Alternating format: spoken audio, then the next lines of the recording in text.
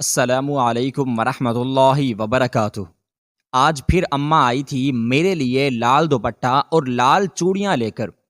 اسے آتا دیکھ کر میں ہمیشہ خوش ہو جایا کرتی تھی، مگر آج نہ جانے کیوں مجھے ذرا خوشی نہ ہوئی تھی، کیونکہ آج میری سالگرہ تھی۔ ہر سالگرہ پہ اماں میرے لیے یہ لال دوپٹہ اور چوڑیوں کا تحفہ لایا کرتی تھی، اور آج مجھے بری طرح سے یہ احساس گھیرے ہوئے تھا کہ میں اس کمرے میں 16 سال سے بند تھی۔ یہ پھٹی ہوئی چٹائی اور ہر احساس سے آری یہ بند کمرہ ہی میرے مقدر میں تھا۔ میں نے تو آنکھ بھی یہاں کھولی تھی، لیکن ایسا کیسے ہو سکتا تھا؟ کیا مجھے دنیا دیکھنے کا کوئی حق نہ تھا؟ میں نے اماں کو آتے دیکھ کر منہ پھیر لیا تھا۔ کیسی ہے میری گڑیا؟ انہوں نے دوپٹہ میرے سر پہ ڈالا۔ ماشاءاللہ میری گڑیا تو سب سے پیاری ہے، سچ کہتی تھی وہ۔ میں ایک بے جان گڑیا ہی تو تھی ان کے لیے۔ اماں نے مجھے مٹھائی کھلائی۔ آج میری گڑیا پورے 16 سال کی ہو گئی ہے۔ میں نے اماں کا ہاتھ پکڑ لیا۔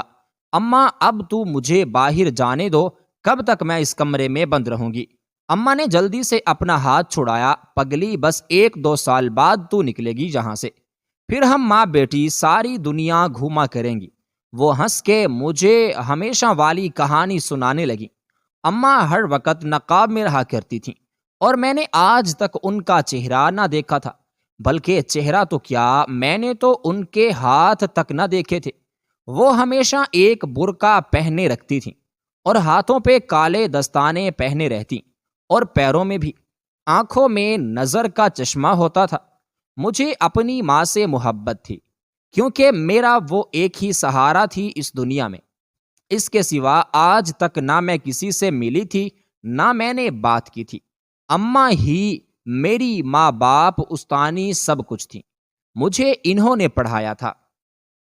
وہ مجھے قرآن مجید بھی پڑھا چکی تھی۔ ان کی نظروں سے میں نے دنیا دیکھی تھی، اور وہ مجھے ڈھیروں کتابیں لا کر دیا کرتی تھی، جس سے میں اس دنیا کو دیکھا کرتی تھی۔ اماں مجھے اپنا چہرہ تک نہ دکھاتی تھیں۔ کئی بار میں نے ضد کی، مگر وہ منع کر دیتی، اور ایک ہی بات کہتی، امارا، اسی میں ہم دونوں کی بھلائی ہے، جانے دو۔ وہ ایسا کیوں کہتی تھی؟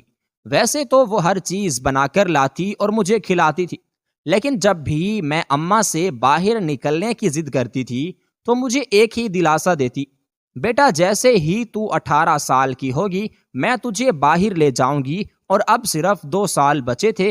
میں دن گن گن کر گزارنے لگی تھی کہ کب آئے گا وہ دن جب میں بھی عام انسانوں کی طرح باہر نکل سکوں گی۔ ایسے ہی دن گزرتے گئے۔ میں کبھی بیمار ہو جاتی تو اماں میرے لیے بہت سی دوائیں خود ہی لایا کرتی تھی۔ میری سہیلی یہ کتابیں ہی تھیں جہاں میں دیس دیس کی سیر بھی کیا کرتی اور ہر طرح کے رشتوں کو جانچتی۔ اب اماں میرے ساتھ کم ہی بیٹھا کرتی تھی، اور میں ان کا انتظار ہی کرتی رہتی تھی۔ ایک دن اماں میرے لیے ایک خاص چیز لائی تھی۔ یہ دیکھو امارا، میں نے تمہارے لیے بڑی محنت سے بنایا ہے۔ میں نے دیکھا تو وہ ایک انتہائی خوبصورت لہنگا تھا۔ یہ آپ نے خود بنایا ہے؟ میں نے حیرت سے پوچھا، تو انہوں نے جھٹ سے اسبات میں اپنا سر ہلایا۔ یہ تو بہت خوبصورت ہے۔ میں نے وہ لہنگا خود سے لگایا اور گھومنے لگی۔ اماں بہت خوش لگ رہی تھیں۔ دیکھنا، اسے پہن کے تم پری لگو گی، پری، وہ خوشی سے کہنے لگی۔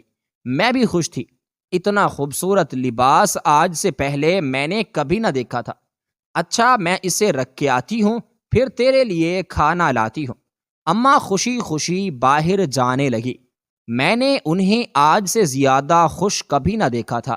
میں اماں کا انتظار کرنے لگی، لیکن انہیں آج کھانے لانے میں نہ جانے کیوں دیر لگ رہی تھی۔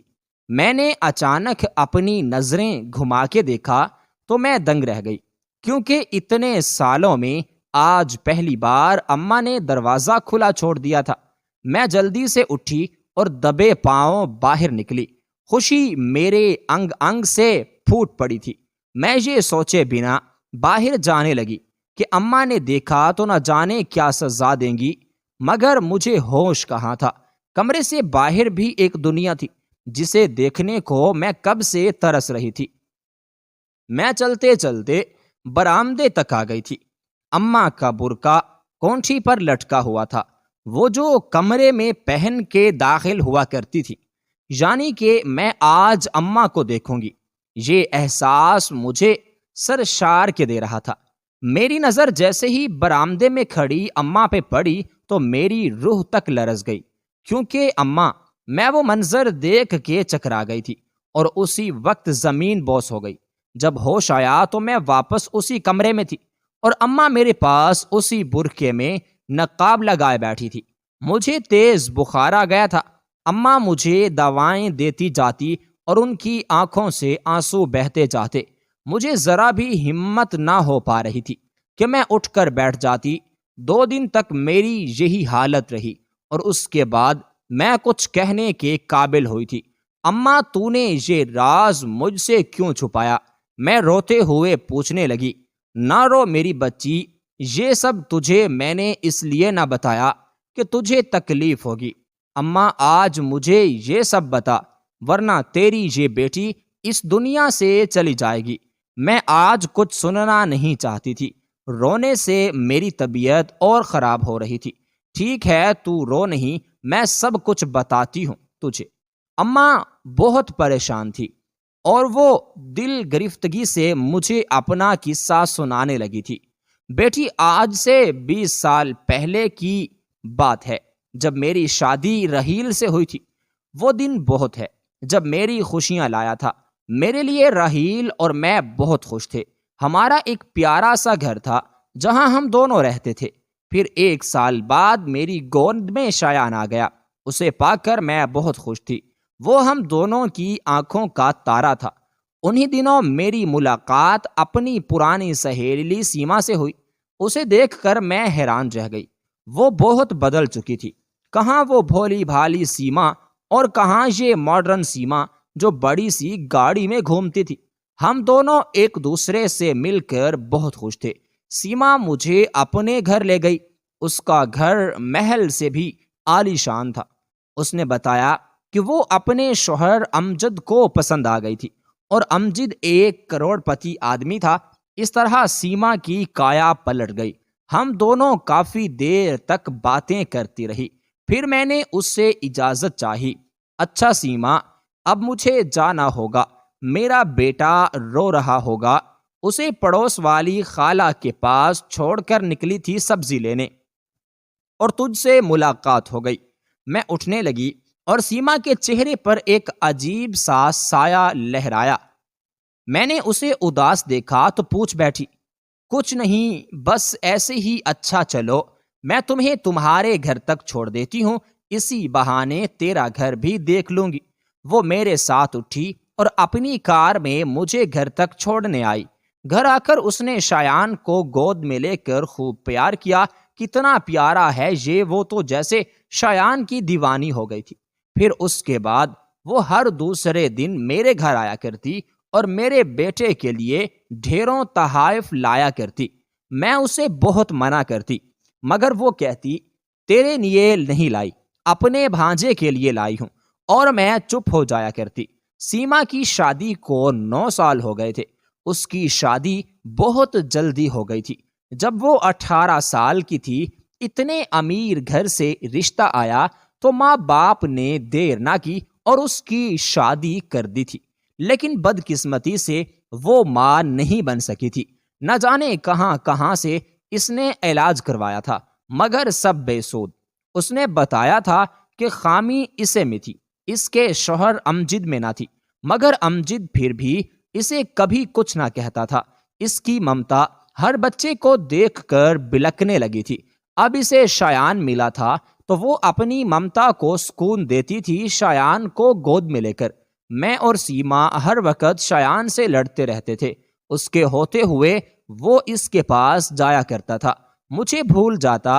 پھر انہی دنوں اچانک شایان کی طبیعت خراب ہوئی اور جب اس کے سارے ٹیسٹ کروائے گئے تو معلوم پڑا کہ اسے برین ٹیومر ہے۔ میرا معصوم سا بچہ نہ جانے کیسے یہ بیماری پال بیٹھا تھا۔ یہ خبر سنتے ہی میری تو حالت بہت بری ہو گئی تھی۔ لیکن ساتھ ساتھ سیما بھی صدمے سے دوچار تھی۔ شایان کا علاج بہت مہنگا تھا، لیکن سیما اور اس کے شوہر نے وعدہ کیا کہ وہ پورا خرچ اٹھائیں گے اور شایان کو کچھ نہیں ہوگا۔ شایان کا علاج شروع ہو چکا تھا اور اس کے آپریشن میں نہ جانے کتنے لاکھ لگے، جو سارے سیما نے دیے۔ اب شایان خطرے سے بالکل باہر تھا، اور میں اس بات کا شکریہ ادا کرنے کے لیے جب سیما کے گھر گئی تو امجد اور سیما کسی بات پہ بحث کر رہے تھے۔ میں نہ چاہتے ہوئے بھی ان کی باتیں سننے لگی۔ سیما امجد سے کہہ رہی تھی کہ اس نے سنا ہے کہ اگر امجد کا سپرم کسی دوسری عورت کے کوکھ میں رکھا جائے تو بچہ ہو سکتا ہے، لیکن اس بات کو امجد نہیں مان رہا تھا۔ کم آن سیما، کون ہمارا بچہ ہمارے پیٹ میں 9 ماہ تک رکھے گی؟ وہ چڑا ہوا تھا، کیوں نہیں؟ امجد، میں ڈاکٹر سے بات کرتی ہوں، ان کا کہنا ہے کہ کوئی ایسی عورت جو ماں بن سکتی ہے، وہ آرام سے ہمارا بچہ 9 ماہ تک اپنے پیٹ میں پال سکتی ہے، اور اس کے لیے ہم کسی بھی عورت کو بھاری رقم دیں گے۔ وہ سمجھا رہی تھی، سیما سمجھنے کی کوشش کرو، میں کسی بھی عورت کو یہ سب کرنے پر مجبور نہیں کر سکتا، اور جو عورت پیسوں کے لیے یہ کام کرے گی اسے تو ہرگز نہیں کرنے دوں گا۔ خاندانی خون کا بھی بہت اثر ہوتا ہے، اور میں نہیں چاہتا کہ کوئی بازارو عورت میرے بچے کو جنم دے۔ سیما روئے جا رہی تھی اور امجد سے پیار سے سمجھا رہی تھی۔ سیما کی ضد تھی کہ وہ بچہ اڈاپٹ نہیں کرے گی۔ اگر وہ ماں نہیں بن سکتی تو کیا ہوا؟ مجھے آپ کا بچہ چاہیے۔ ان کی باتوں سے مجھے بہت افسوس ہوا، اور میں نے بنا سوچے سمجھے ان سے وعدہ کر لیا کہ میں ان کے بچے کو اپنے پیٹ میں پالوں گی، کیونکہ انہوں نے میرے بچے کی جان بچائی تھی۔ میری بات سن کر وہ دونوں بالکل خوش ہوئے تھے۔ یہ بات جب راہیل کو پتہ چلی تو وہ بہت سخت غصے ہوا۔ یہ تم کیا بکواس کر رہی ہو؟ معلوم بھی ہے کہ یہ گناہ ہے۔ نہیں راہیل، میں کچھ نہیں جانتی، میں بس ان کا قرض اتارنا چاہتی ہوں۔ انہوں نے میرے بچے کی جان بچائی ہے، مجھے ان کی مدد کرنی ہوگی۔ راہیل میری ضد کے سامنے بے بس ہو گیا تھا اور مجھے کہا کہ یہ بات کسی کو معلوم نہیں ہونی چاہیے۔ میں اب روز سیما کے ساتھ ہاسپٹل جایا کرتی تھی۔ ہم دونوں کے کافی ٹیسٹ ہوتے تھے۔ 1 ماہ بعد سیما اور امجد کے بچے کو میرے رحم میں رکھا گیا، اور ڈاکٹر نے جلد ہی خوشخبری سنائی کہ پریگننسی ہو چکی ہے۔ اب تو سیما نے مجھے ہتھیلی کا چھالا بنا رکھا تھا۔ اس نے میرے گھر کئی ملازمین بھی رکھوا دیے تھے تاکہ میں بیڈ ریسٹ کر سکوں۔ میں بھی بہت خوش تھی۔ سیما ہر وقت میرا شکریہ ادا کرتی رہتی تھی۔ نگین، میں تمہارا یہ احسان کبھی بھی نہیں بھولوں گی، اور میں ہنس دیا کرتی تھی۔ سب کچھ ٹھیک جا رہا تھا کہ ایک دن شایان اور راہیل بائک پر باہر گئے ہوئے تھے۔ میں گھر پہ تھی۔ مجھے 8واں مہینہ چل رہا تھا، لیکن اس دن سے میری بدقسمتی شروع ہو چکی تھی۔ اچانک میرے گھر میں لوگ جوک در جوک جمع ہونا شروع ہو گئے تھے۔ میں بس حیرت سے دیکھے جا رہی تھی۔ ایک عورت نے مجھے سہارا دیا، بیٹی، راہیل اور شایان کا بہت بڑے ٹرک سے ایکسیڈنٹ ہوگا اور وہ دونوں نے موقع پر جان دے دی۔ یہ سنتے ہی میری تو دنیا لٹ گئی تھی، اور میں بس پاگلوں کی طرح نہیں کی رٹ لگاتی ہوئی ہوش کھو گئی۔ وہ دن میری خوشیوں کا قاتل بن کے آیا تھا۔ میں برباد ہو چکی تھی۔ اس وقت بھی سیما اور امجد نے میرا ساتھ دیا۔ مجھے رہ کے دورے پڑنے لگتے، جس کی وجہ سے ڈاکٹر نے مجھے ہاسپٹل میں رکھا ہوا تھا۔ نہ جانے کیسے میں یہ صدمہ جھیل گئی تھی۔ سچ تو یہی ہے کہ مرنے والوں کے ساتھ مرا نہیں جاتا، بس ہماری خوشیاں ختم ہو جاتی ہیں۔ میں بھی جیسے بے جان مورد کی طرح جی رہی تھی۔ 1 ماہ بعد میں نے ایک بیٹی کو جنم دیا۔ جیسے ہی میری بیٹی کو میری گود میں دیا گیا، مجھے جیسے ایک نئی زندگی کی جھلک دکھائی دی۔ مجھے لگا کہ زندگی ابھی ختم نہیں ہوئی ہے، زندگی تو جیسے ابھی شروع ہوئی ہے۔ اس دن پورے ہاسپٹل میں جشن کا سا سما تھا۔ سیما اور امجد سب میں پیسے تقسیم کیے جا رہے تھے اور نہ جانے کتنے تحائف انہوں نے سارے مریضوں اور نرس وغیرہ میں بانٹے تھے۔ امجد اور سیما بچی کو اٹھا کر چومنے لگے تھے۔ ان کی خوشی حد سے زیادہ تھی۔ وہ میرے گلے لگ کے مجھے شکریہ کہتی جا رہی تھی۔ امجد نے کہا، سیما چلو، یاد ہے نا، سارے یتیم خانوں میں بچوں کو تحائف تقسیم کرنے ہیں اور کھانا بھی دینا ہے۔ او ہاں، مجھے تو بھول ہی گیا تھا۔ میری منت تھی نا۔ وہ مجھے بتاتے ہوئے اٹھی اور ایک بار پھر سے بچی کو چومنے لگی۔ کچھ دیر بعد سیما جا چکی تھی اور میرا ارادہ اب بدل چکا تھا۔ میں ہمت کر کے اٹھی اور بچی کو اٹھایا، چادر اوڑھی اور ہاسپٹل سے نکل آئی۔ وہاں کئی لوگ آ جا رہے تھے۔ کسی نے بھی مجھے غور سے نہ دیکھا۔ ویسے بھی میں نے بچی کو چھپا رکھا تھا۔ ایک فیملی نکل رہی تھی گیٹ سے، میں ان کے ساتھ ہی نکل آئی تھی۔ اب مجھے کچھ ہوش نہ تھا۔ میں جلدی سے ٹیکسی میں بیٹھی اور اسے چلنے کا کہا۔ چلو میڈم۔ اس کے پوچھنے پر میں سوچ میں پڑ گئی۔ میں نے جلدی سے ہاسپٹل سے کافی دور ایک جگہ بتائی۔ مجھے اب کوئی خوف نہ تھا، میری بچی میرے پاس تھی۔ ٹیکسی سے اتر کر میں سوچ میں پڑ چکی تھی کہ اب کہاں جاؤں۔ اپنے گھر جاتی تو پکڑی جاتی، اس لیے میں نے شہر چھوڑنے کا فیصلہ کر لیا۔ سیما کا ATM کارڈ میرے پرس میں رکھا تھا۔ میں نے پہلی فرصت میں اس سے بھاری رقم نکالی اور ریلوے اسٹیشن پہنچ گئی اور جو بھی ٹرین ملی اس میں سوار ہو گئی۔ ایک رات اور آدھا دن میں سفر کر کے یہاں پہنچی، مگر میں بھول گئی تھی کہ سوشل میڈیا کا زمانہ ہے۔ ہر جگہ میری تصاویر لگی ہوئی تھی کہ یہ عورت بچہ چرا کر بھاگی ہے۔ میں سخت خوف زدہ ہو گئی تھی اور میں نے اس چھوٹے شہر میں رہائش اختیار کر لی، لیکن میں نے تجھے چھپا دیا، میری بچی، تاکہ کوئی تجھ تک نہ پہنچ سکے، اور خود میں چھپ کے نہیں بیٹھ سکتی تھی کیونکہ بنا کام کیسے گزارنا ممکن تھا۔ اس لیے میں نے تیزاب سے اپنا چہرہ بگاڑ لیا اور ہاتھ پیروں پر بھی میں نے تیزاب ڈال دیا۔ امارا، تیری محبت میں یہ ماں اتنی اندھی ہو گئی تھی کہ وہ کچھ بھی کر سکتی تھی۔ اب میں سڑک پر بھیک مانگتی ہوں اور ایسے ہی ہمارا گزارا ہوتا ہے۔ تجھ سے چہرہ چھپانے کا میرا یہی راز تھا کہ تجھے تکلیف نہ ہو۔ اماں روئے جا رہی تھی، ان کی ہچکی بن چکی تھی۔ مگر اماں، تو نے کیوں مجھے چرایا؟ میں تو آپ کی سہیلی کی اولاد ہوں نا، میں نے ڈرتے ڈرتے پوچھا۔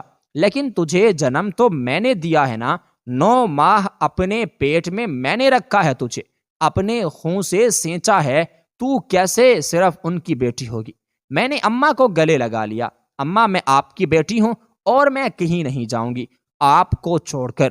لیکن ذرا سوچیں، آپ نے ان لوگوں کے ساتھ دھوکہ کیا ہے جنہوں نے برے وقت میں آپ کی مدد کی تھی۔ ان کے دل پر کیا بیتی ہوگی؟ ایک بار سوچیں ذرا، آپ کے ساتھ جو کچھ ہوا اس میں ان کا کوئی قصور نہ تھا۔ اماں، پھر سزا کیوں ان کو ملی؟ آپ کو چاہیے کہ ان سے کہتی کہ وہ مجھے آپ سے جدا نہ کرتے، بلکہ آپ بھی ان کے ساتھ رہ لیتی، مگر آپ نے بہت بڑا قدم اٹھا لیا۔ میری باتوں پہ وہ بس روتی رہیں اور مجھے اپنی ماں کی جوانی کا دکھ تھا۔ انہوں نے میری خاطر خود کو جلا ڈالا، ایک اچھے گھرانے کو چھوڑ کر سڑکوں پر بھیک مانگی تاکہ کوئی ان کو پہچان نہ سکے۔ اتنی محبت کرتی تھیں وہ مجھ سے۔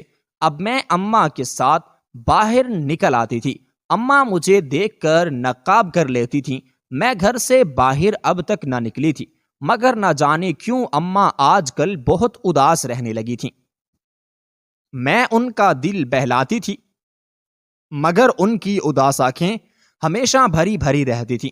پھر ایک دن اچانک دروازے پر دستک ہوئی۔ میں جلدی سے اندر کی طرف بھاگی کیونکہ کوئی نہیں جانتا تھا میرے بارے میں۔ اماں ایک عورت کو میرے کمرے میں لیے داخل ہوئی تھی اور پیچھے ایک آدمی تھا۔ میں نے ان کو کبھی دیکھا تو نہ تھا، مگر میں جان گئی تھی کہ وہ کون ہیں۔ سیما، یہ رہی تمہاری بیٹی، اماں نے کہا تو وہ عورت مجھ سے لپٹ گئی اور میرا منہ چومنے لگی۔ میری بچی، میری امارا، وہ روئے جا رہی تھیں۔ پیچھے کھڑے آدمی نے آ کر مجھے اپنے سینے سے لگایا ان کے آنسو مجھے اپنے ماتھے پہ گرتے ہوئے محسوس ہو رہے تھے۔ میں نے دیکھا اماں دروازے کے درمیان کھڑی تھی اور پیار بھری نظروں سے بس مجھے دیکھے جا رہی تھی۔ اماں، میں جلدی سے ان کی طرف دوڑی اور میں نے ان کو اپنے گلے سے لگا لیا۔ یہ تیرے والدین ہیں امارا، اب تجھے ان کے ساتھ جانا ہوگا۔ نہیں اماں، میں نے ان کو کس کے پکڑ لیا؟ سیما، میرا گناہ معافی کے قابل تو نہیں، مگر پھر بھی ہو سکے تو مجھے معاف کر دینا۔ ماں ہاتھ جوڑے کھڑی تھی۔ اماں نے ان کے ہاتھ تھام لیے۔ میں نے تجھے معاف کیا نگین، اور اب تو بھی میرے ساتھ چلے گی۔ اماں نے بہت منع کیا، مگر امی ابو نے ان کو زبردستی اپنے ساتھ جانے پر راضی کیا۔ اب میں گھر سے باہر نکل سکتی تھی، دنیا دیکھ سکتی تھی۔ میں بہت خوش تھی۔ ابو امی کے عالیشان گھر میں آ کر میں نے بہت کچھ نیا دیکھا تھا۔ مجھے سمجھانے سکھانے کے لیے ایک خاص ٹیچر رکھی گئی تھی جو مجھے نئے دور کے مطابق جینے کا ڈھنگ سکھاتی تھی۔ اماں اب ہر وقت عبادت میں مصروف رہتی تھی، مگر میں ان کو اپنے ساتھ ہی سلاتی تھی۔ ابو امی کو بھی کوئی اعتراض نہ تھا، سب کچھ بہت اچھا ہو گیا تھا۔ کاش یہی بات اماں پہلے سمجھ جاتی تو نہ خود تکلیف دیکھتی نہ مجھے دیکھنی پڑتی، لیکن جو وقت گزر چکا تھا اسے واپس نہیں لایا جا سکتا تھا۔ جو ہمارا حال تھا اسے سنوارنے کی ضرورت تھی۔ میں اپنے والدین کی ہر ممکن خدمت کرنے کی کوشش کرتی تھی تاکہ ان کے دکھ کا کچھ نہ کچھ تو مداوا ہو سکے۔